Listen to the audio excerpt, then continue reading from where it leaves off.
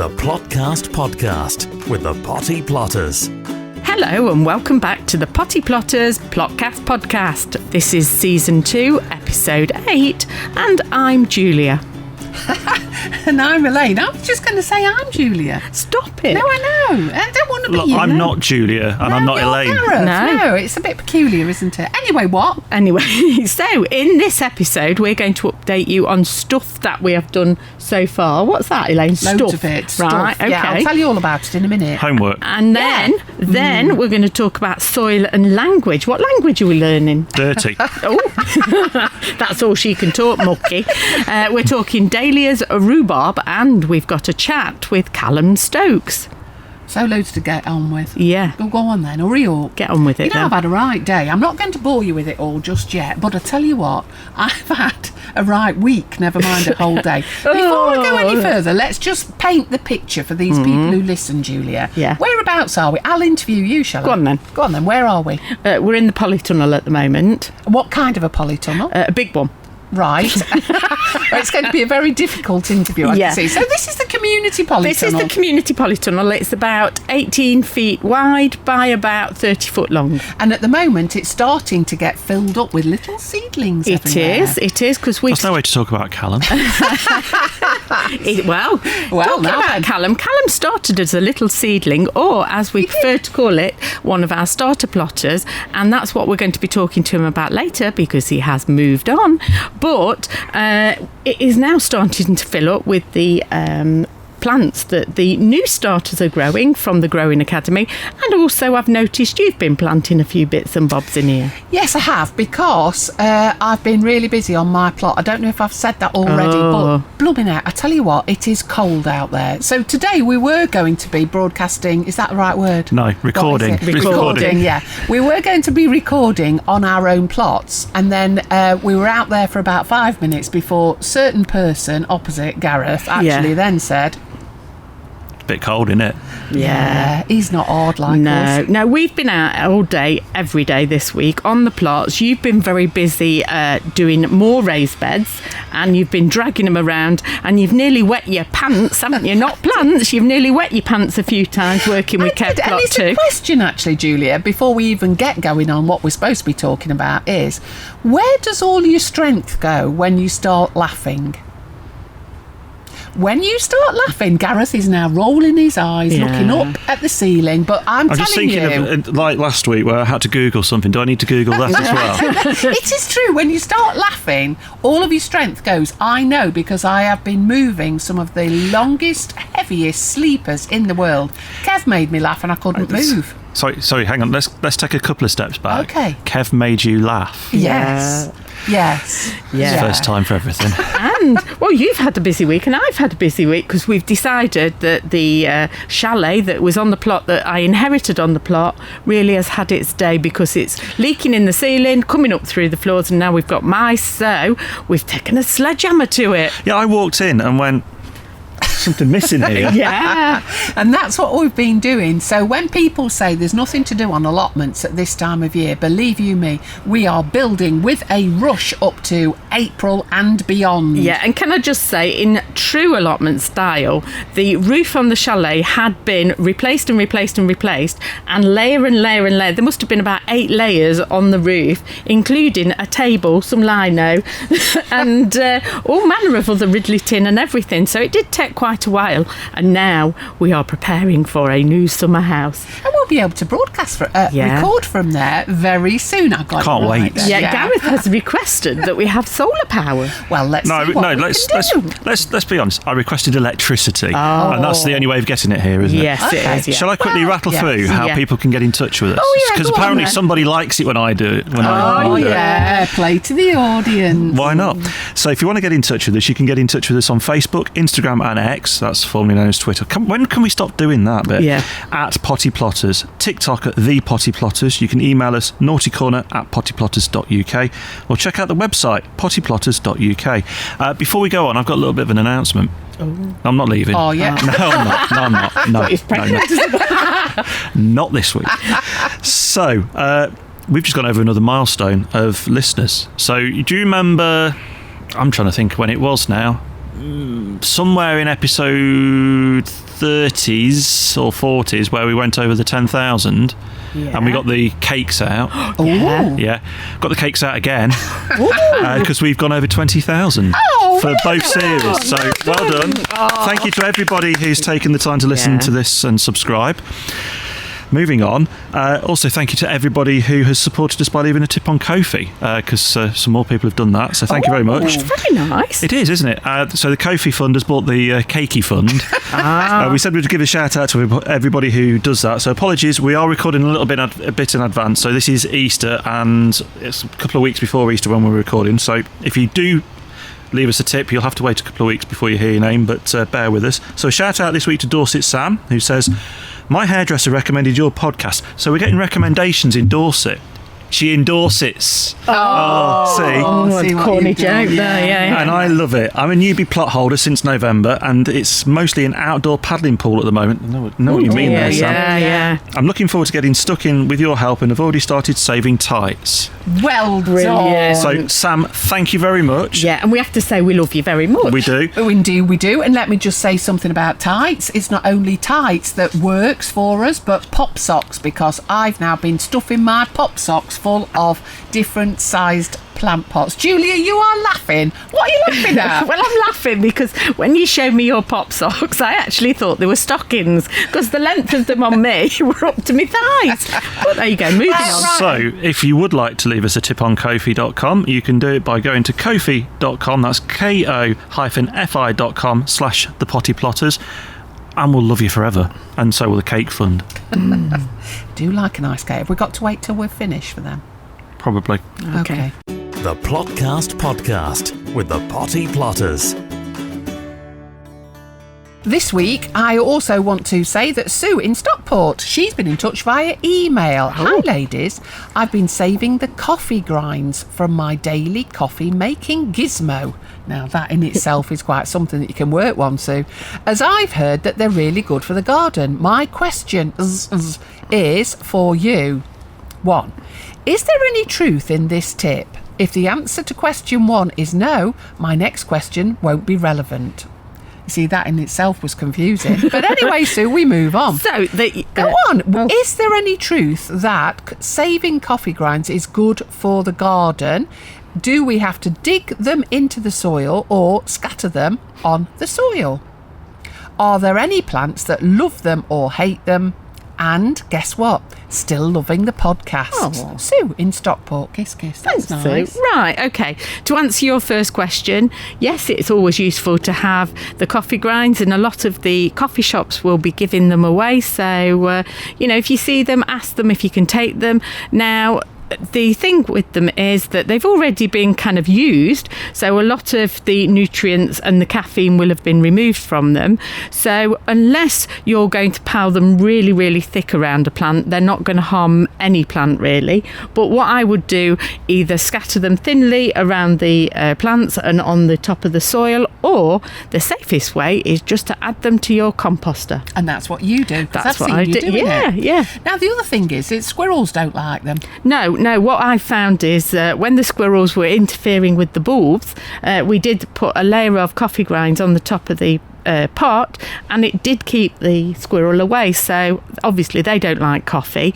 And in terms of plants that like them and dislike them, like I say, there's not that many nutrients and caffeine in them, so there's not that many that are really going to hate them. But something that will love them, because they are slightly acidic, is things like your blueberries and your gooseberries. So they're worth keeping them. Absolutely. That's another thing. Coffee a day keeps the squirrel away. Oh, God. He's bigging up his party again. Yeah, there's going to be trouble in a minute. Yeah. Hints and tips for shortcuts to success. The Potty Plotters Plotcast. Shall we go to some updates, Julia? We've got tins in front of us here. See, Gareth is now coming back because he has got another speaking part. Yeah. Moving the cakes to one side, dragging over these little teeny greeny ones. They seem to have grown quite a lot in the last week. Yeah. It's amazing what heat will do, Gareth. Mm-hmm. They are yours, Gareth. They are yours, Julia. Yeah, and you had to these look are after mine. Gareth, didn't you? I did. Because he Yeah, left them at your house. Yeah. When you say look after, I accidentally forgot them. Yeah. That old chestnut. Yeah. Right then, so we planted them just a few weeks ago, and Yeah. mine are around 3 inches tall Yeah. now. Julia? Mine are just poking out the top of the little Tin. tin. It's a word, it's a tin. Trying to remember what it was. They're about an inch sticking out at the top. When can I eat them, Elaine? Well, we're going to have a go in a minute. And Okay. what are yours, Gareth? Now Well, I've revived them. Fine. So my rocket is probably, I don't know, centimetre above the tin. So it's not very big.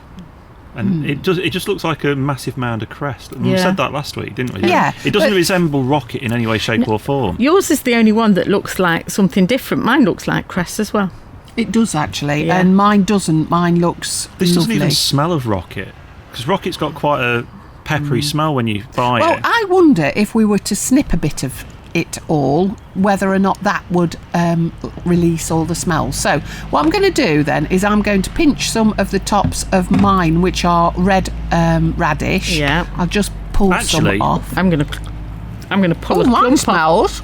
Actually, when the leaves don't smell, but when you get down further down, you can smell the peppery bit of it.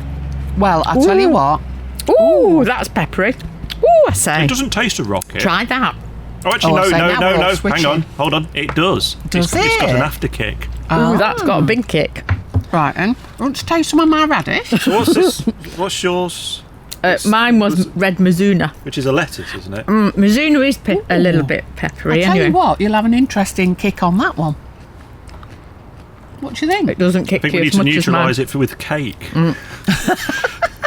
Well, I'm just going to we haven't tasted Gareth's at No. all, so I'm just leaning over and getting his tin. He's got a bit precious about his tin. I haven't. Yeah. I just Right. so precious. I left it behind. Like a parent. Blooming heck. Well, That tastes of rocket. Whoa. that's very intense flavour. It is, yeah. I don't know what yours is supposed to taste of. Radish, red radish. Well, I'll tell you what, if that was if any of these were sprinkle, flipping heck.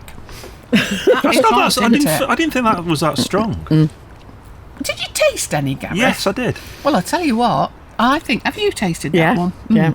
Well, I think it is very, very peppery. It's not something that, that I would necessarily eat a lot of, but yeah, well, I quite like guess it. what I'm cooking for stuff with now then. Yeah, I think that would work. Yeah, if you put it on a sandwich, it would add a little bit I was going of to say, something. it's not going to go far, is it? It would No. go on a couple of sandwiches, but, you know, for speed, I suppose it's a great thing to do with the kids.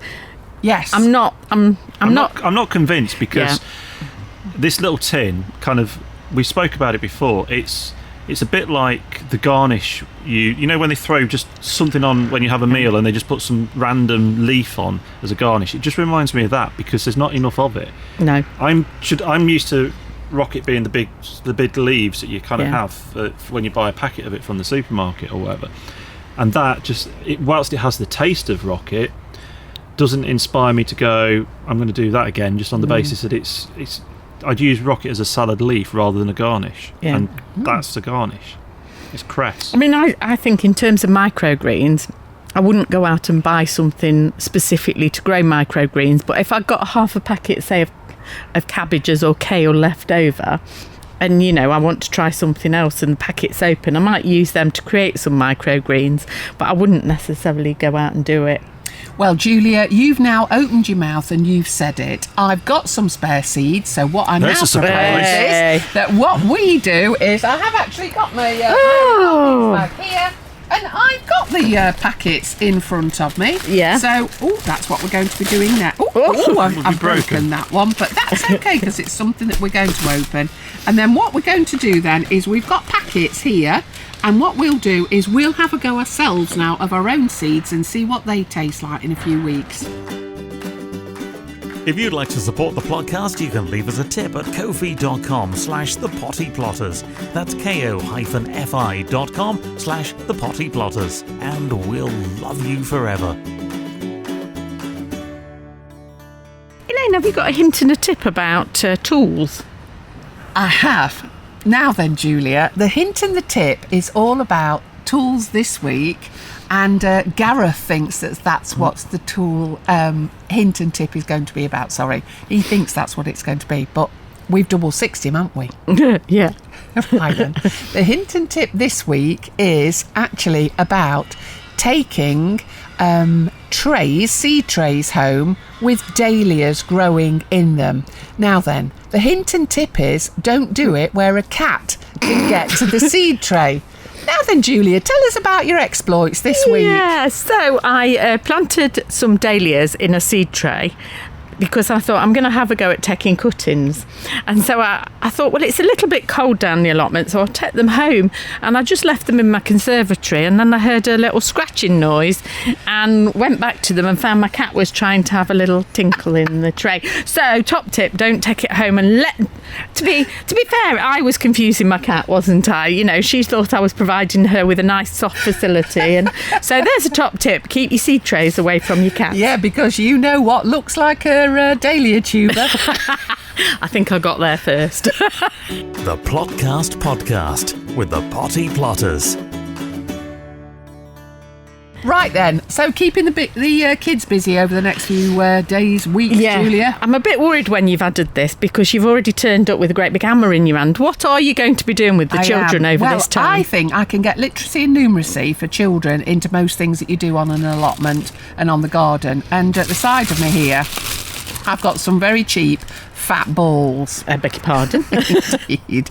And these are bird food primarily. Yeah. They are full of suet, and they really do feed the birds, don't they? Yes. Yeah. Now, I've got one in each hand. They're not very big, golf ball size for those of you who play golf or who are married to somebody or living with somebody who does. I know. And I've got the hammer. Looking worried now because she's very near its equipment, and we're talking about. Nowhere. I'm talking about the microphone and not his other equipment. Yeah, carry on. Right. So I've got this hammer, and it is a little way away. But what I'm going to do is just. Right then. I've hit and smashed. I smashed with the hammer a fat ball. It's not fat anymore. And I've split it all open. Now then, inside this fat ball, I can tell you, there are loads of different types of seeds. Right, if you've got children, grandchildren or the like, now what you do is you get all of these seeds out and put them into little piles. Now, there's some that I can tell are corn or wheat, but there are others that are sunflower seeds. Oh, yeah. So, look at that one. Loads. Right, so I'm putting all of these to one side, and I am getting in a mess, but it's not over Gareth's equipment. So, having put them all on one side, what we're going to do, Julia, is we are going to plant them. And we're going to plant them to see what comes up. Now, the exciting thing is we won't know what is going to come out of these seeds. We don't know. Look, there's some little round ones, there's some long cream ones, there's some orange ones. People are listening to this thinking, why don't you just go and buy yourself a pack of seeds? Well, because it's about keeping the kids entertained. And also then we can feed the birds afterwards. So what I'll do is I will put these into a net so that the birds can have them. But it's going to be really interesting as to what seeds come up. The other thing is, it's cost me pence for 1, 2, 3, 4, 5, 6, 7, 8, 9, 10 fat balls. I think that we've probably got value for money with the sunflower seeds, never mind anything else, that we can plant and then see what they come up as. I'm quite excited about that, but then that's me. Top-notch advice, no Latin included. The Potty Plotters Plotcast. Next, Elaine, testing the soil temperatures. Now, I remember that you used to tell people to drop their trousers and sit on the plots. What's that all about? Have you got some kind of perversion? Yeah, it depends who it was. In the olden days, the farmers used to say, when the soil is warm, you will know because you can sit naked on the soil. Now, I don't know if it's a farmer's thing, to be quite honest, but all I can say is that it's not World Naked Gardening Day just yet. No. So keep your clothes on. If you go to your soil and you put your hand on it, I know it's sort of cold out there, but it is quite bright. You will find whether or not you can tolerate it for up to a minute. Okay. If it's too cold, it's not time to plant. Right. And you will see the top layer starts to dry out on your soil, that generally is when it starts to warm up underneath. Now, we are still underwater. The water is clearing off, but it's the first time in a long time since I've seen the orchard that's dry, the community orchard. So all I'm going to say is, don't take your trousers off. It's still too cold. But traditionally, Easter is the time where the soil warms up. Yeah, and we start to plant our potatoes. But the problem is, Easter moves. So all that you have to do is keep putting your hand on the soil. Yeah. Don't put anything in yet. I know that everybody's chomping at the bit, but please hold back. I was going to say, please hold your taters, but it's not a good thing to say, is it?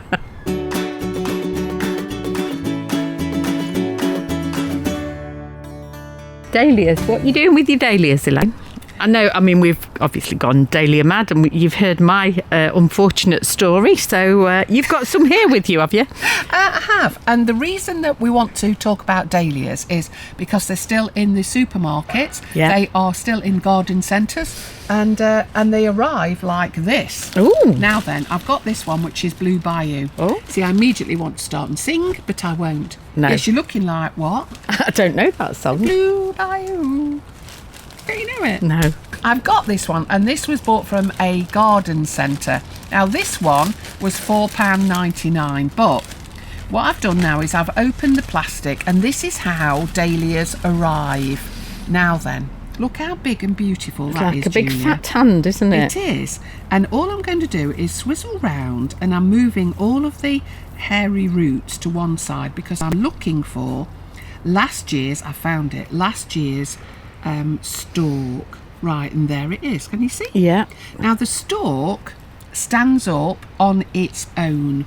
It doesn't look like the rest of these tubery bits, but it looks like it's all in good order. Some of those tubers look mouldy or anything. Some of these tubers look like they've had ends bit taken off the end of their fingers, like their fingernail ends. Yeah. Are they going to be all right, or are you going to they'll take be them all? absolutely Okay. fine. Yeah. So don't worry about those, and any bits normally that drop off will drop off. But I've been all the way through this now, and it looks fine. The main thing is that it's firm to touch. You touch them. Yeah. Yeah. Okay. They're not dried up, and all I'm going to do now is, having got all the bits all over me, is I've got a bucket here to one side, and it's quite big, and I've put around 6 inches of multi-purpose compost in.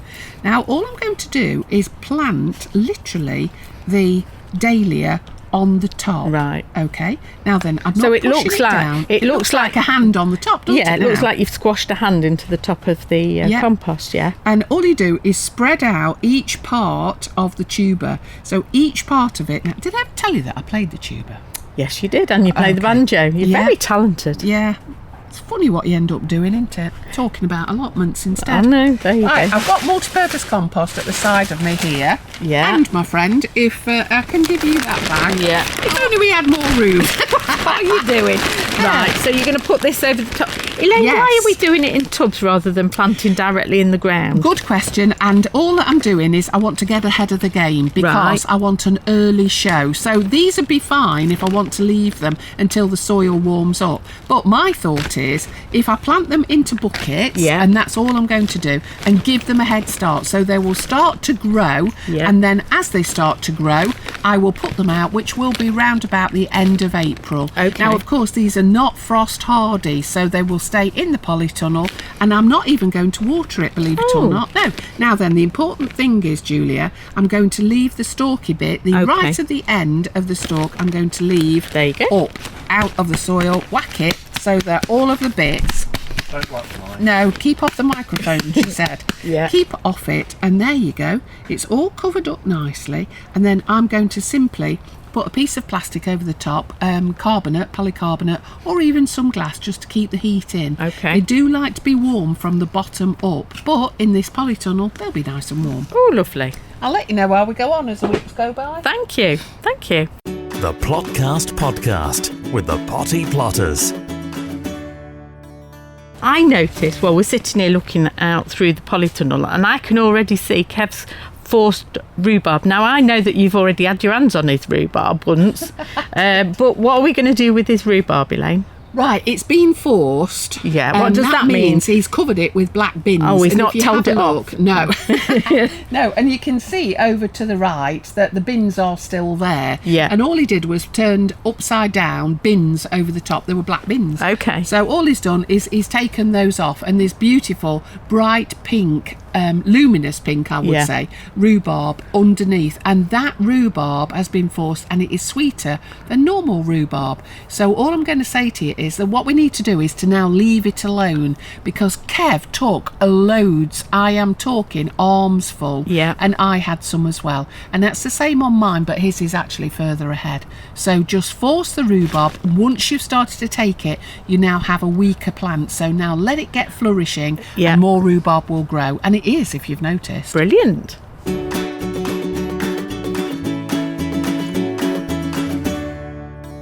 Well, we first introduced you to Callum Stokes in episode 26 of season 1. That was a long time ago, Elaine. Have you made it up, or is it really that long ago? No, Gareth researched it. He said that's it'll be right okay. then, that's okay. Yeah, and do you remember we spoke to Callum about starting out and having a starter plot on our site? Well, things have moved on since then, Elaine. He's now on a full plot, and we want to find out all about it. Callum, thanks very much for joining us. I don't know if you're scared. I don't know why you're over the other side of the table instead of being this side, but nevertheless, you've now moved on to a full-size plot. Why are you still here? I ask myself that question every day. I'm still here because I love this site. I love this site more than anything. It's so friendly. It's so lovely, especially in the summer. I'm still here because I love growing. I love being at the allotment. It's done so much for me in the past year in terms of my confidence, my mental health, my physical health as well. And I just wanted to carry that on for as long as That's actually possible. really interesting that you include physical health, because the very few people mention it. You do have to be fit and healthy, don't you, to get going on an allotment. And a lot of people don't realise how much physical work is involved in it all. No. Tell us what you've been up to on your new plot then. So we took our plot on back last July, and to say it was a mess is an understatement. It was very overgrown, and it was a massive challenge. I think we looked at it at first and went, what are we doing? Why are we doing this? But we started off by planning it out, deciding exactly where we wanted everything to go and how we wanted it to be when we got around to the end. We then identified some plants that we wanted to keep that were on the plot, because we had some beautiful, absolutely stunning roses that I just couldn't bear to get rid of. So we now have something like 15 roses, which all but one have survived so far. Brilliant. Touch wood. I'm hoping that last one will start to show at some point. But and then we've just been a lot of digging, a lot of weeding, a lot of levelling, getting beds put in, and we're just sort of halfway through. I don't even know how, I can't even say halfway through because it feels like it, but we've done so much. But Callum, I mean, it's fair to say that you and Jacob have almost been living up here over the past 12 months. We see you virtually every day because we're up here virtually every day. Why are you, a young person, involved in allotmenting? Why aren't you doing something different? Because this has always been deemed as an old person's game, even though we're not old, Julia. No, we're not. So why is it that you're still involved? I'm still involved. I mean, I've loved gardening since I was little, and a lot of people do say to me, it's weird that someone of your age would be obsessed with going to the allotment. When I finish work, I'm straight down. On a Saturday, I'm down as often as I can get down. I just love it here. But for me, it's I've lived my life. I've done the partying. I've done everything in between. And this is so much better. I get so much more enjoyment out of it. And when I feel rough the next day, it's normally from good aches and pains, not not a headache and a dodgy tummy. Tell us about your successes then, because you've moved from a starter plot, which, if we explain to people, is just a 7 by 3 metre allotment plot. You've taken it, it was already dug over, and then you got into planning because we taught you how to do that, and then you moved on. Tell us about your successes. Oh gosh. I mean, there's been so many. I think it's all been a massive success, really. Even the failures have been a success because I have learnt my lesson a lot of times. Successes, I mean, we absolutely filled that starter plot it was brimming. There wasn't actually a lot of space to walk around. No. We had a nice little square path, and at one point it turned into a U path because everything just overgrew and took over. Then moving on to the new plot, it's one big success. I was looking earlier at pictures from when we first got it compared to now, and it's unrecognisable, the amount of progress we've made. And it's nice to look back on them pictures, because sometimes, so when you're down all the time and you're doing bit by bit by bit, it feels like you're not actually doing anything because the change is so slow and gradual. But when you start to look back and see that big comparison, that big change, you're like, oh, actually, it really lifts you up when you're feeling a bit defeated, which, I won't lie, especially over winter with the weather. Yeah. We've had a few days where we've been, what are we doing? We've got nowhere. Are we going to be ready for the growing season? A lot of panic, a lot of feeling a bit defeated at times. But looking back on that, it's actually like, well, actually, maybe we shouldn't be so hard on ourselves just because we're not exactly where we want to be. But we wanted it done from day one, so it's always going to take time. And that is the difficulty we've mentioned before, and particularly people who come to the starter plots who have no history at all, either in their family or themselves, of having a previous allotment. They watch the television programmes and everything's done in 24 hours. The reality is it's 24 months if you're lucky. Yeah, definitely. Yeah. Do you think being on the starter plots kind of has helped you in your main plot now? What did you learn as part of that process? Learning the basics really, really helped, because it's meant that I can plan our plot a lot better. I know sort of spacings and sizings, so my beds are all very specific to the kind of things we want to grow, with a little bit of flexibility to obviously move around because we don't want to restrict ourselves too much. But it kind of, having that basic knowledge and actually doing it for a year, seeing it go, it also gives me that motivation, that inspiration, because I know what I can do. Yes. I know what we can do. I should stop saying I so much. I know what we can do. We kind of look back and we're like, right, we need to get this done, and that's why we're pushing it. It's why we feel defeated sometimes, because we're pushing and working so hard to make sure we're ready for May. Yeah. So we can get stuff in the ground and we can almost hit the season running. It's a bit like Adam Peaty, isn't it? That you just reminded me of him then, because he talks about all of the training that he does before he gets into these big competitions. And really, allotmenting is very, very similar, isn't it? You've got to do all the prep before, you've got to do all the work before, or when it comes to the growing, nothing's going to grow. Yeah. No, yeah, I completely agree. It's that carrot that's being dangled. It's almost the end point, and having the knowledge and the experience, it makes it all feel less daunting. Yes. Yeah. Because I suppose if you've not had that experience, you take on a new plot, you're a first-time grower, you've got to do all the hard work to get it cleared and sorted and ready for growing, and then you're kind of like, oh gosh, I don't know what I'm doing. I've done all this work, and where do I go now? Yeah. What do I do now? And of course, we're obsessed with the weather forecasters and the weather forecast.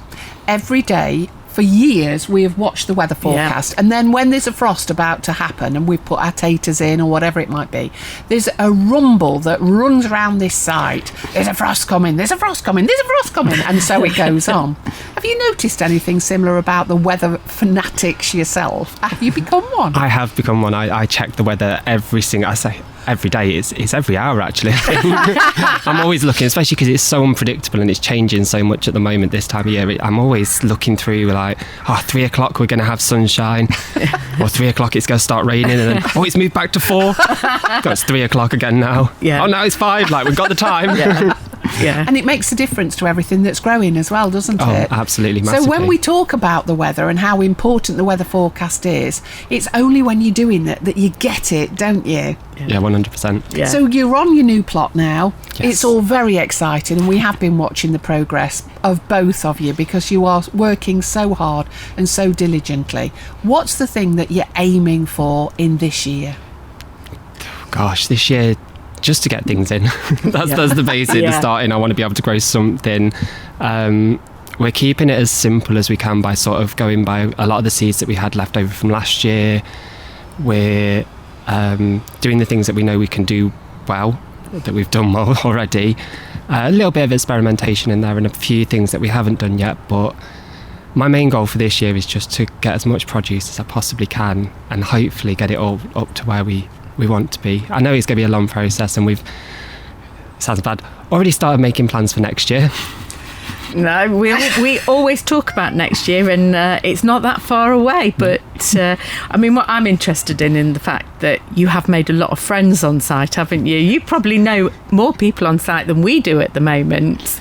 Everybody looks and there's Callum and what's he up to. So do you think that's one of the unexpected bonuses that you had from joining the site? Yeah, it definitely is. It's such a community on the site, and you're working away really hard, and people will walk by and say hello, and then they say you've done a really good job, and that boosts your spirits as well, because obviously, like I said earlier, you're working on it constantly, so you don't always see that development, that change, and when other people are pointing it out and noticing it, it's lovely. And we noticed that you've been slipping over to Jan's plot to join her with a bottle of wine occasionally, haven't you? I have. Are you the allotment police, Julia? No. I'm just wondering where our invite is. And on top of that, we've also noticed the things that you make. It's not just about growing, but the things that you've been making as well that perhaps other people don't know about, like your hand scrub, for instance. Yes, you're looking at me. God out. Yes, you did make it. Yeah, you made a Christmas present for us that was a hand scrub. It was, yeah. It was nice. I think it was coconut oil, brown sugar and lavender oil. And as soon as you open it, you can smell the lavender. It smells lovely. Yeah. So it's not just about the growing of everything, but it's why you're growing things and what you're growing them for. Is that right? Yes, 100%. And it made absolutely lovely Christmas presents that a lot of people appreciated, and I've got loads myself because I love it as well. I absolutely love taking anything I can from the allotment and creating anything from my gins to jams, chutneys. I want to get more into like some beauty products and stuff like that. My friend likes hair growth stuff, so I know you can use rosemary and stuff to make serums, which I'm planning on doing as well. Don't let him near your rosemary bushes. No, I'm not. I'm not. Anyway, Callum, really, thank you for joining us on the podcast. Thank you for updating us, and we'll continue to enjoy and watch your progress. I think we need you on round about Christmas so that you can inspire other people as to what you're going to do with the things off your plot. That would be absolutely lovely, and thank you for having me back on the show.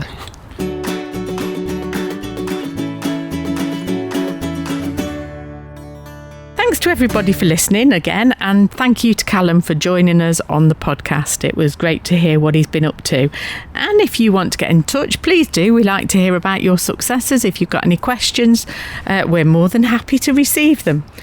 Next time, what are we doing, Elaine? Well, we are going to talk about parsnips. I know not everybody likes them, but we're going to explain to people why they take so long to germinate. That means to start sprouting. And we're also going to, up here, Julia. Yeah. I know that you haven't had a look, but I'm now pointing my face upwards into the sky because we put some big shelves up in this polytunnel, and then we planted a load of broad beans. Yeah, and we planted them up there, not only so that I couldn't see and interfere with them, but also so that the mice couldn't get them. Yeah, unless they can abseil. So what we're going to do is we'll start to harden them off. That means putting them outside, and then next time we'll put them outside in their new resting place where we're going to start them growing. Okay, and another thing that I want to talk about next time is I want to talk about asparagus, Elaine. Asparagus? Yeah. Because you've got an asparagus bed. I've got an asparagus bed, and we'll be beginning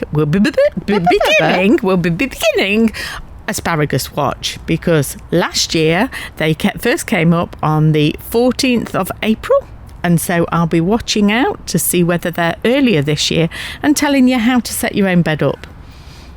I know how to set my bed up. I sort it out every week, actually, yeah. Clean sheets, that's always lovely. If I ever won the lottery, I'd employ somebody, honestly. Would you?